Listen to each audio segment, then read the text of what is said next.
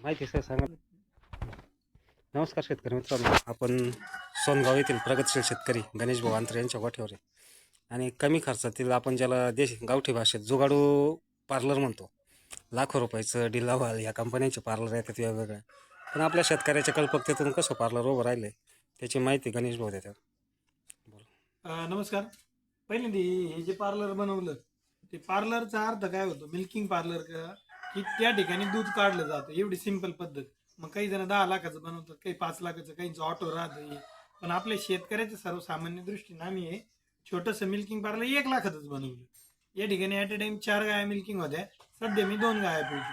तर छोटी माहिती देतो. मिल्किंग पार्लर या ठिकाणी आता लांबून तुम्ही बघताय, हा हौद आहे. या हौदाच्या या ठिकाणी गाय आली. गाय आल्यानंतर हे ज्यावेळेस मी ओढलं, या ठिकाणी गाय पूर्ण एंट्री होती. एंट्री झाल्यानंतर या ठिकाणी पहिली गाय पाहण होण्यासाठी या ठिकाणी याचा वापर केला जातो. पूर्ण वापर केल्यानंतर मिल्किंगची इथं बकेट ठेवली जाते. बकेट लावून वगैरे दिली जाते. याला दोन्ही सिस्टीम पण आहे.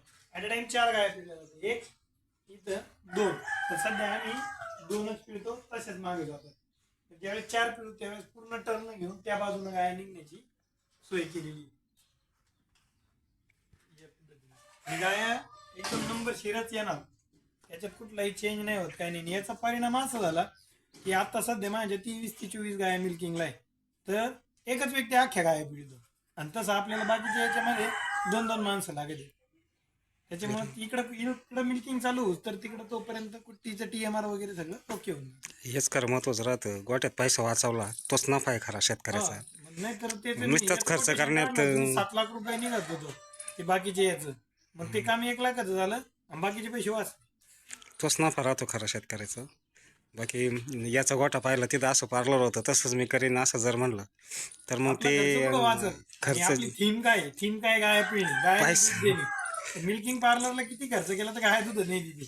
मिल्किंग पार्लरचा मुरगाचा आता त्याचे ते बंकर बनवलेले त्याची पण तुम्हाला एक थोडी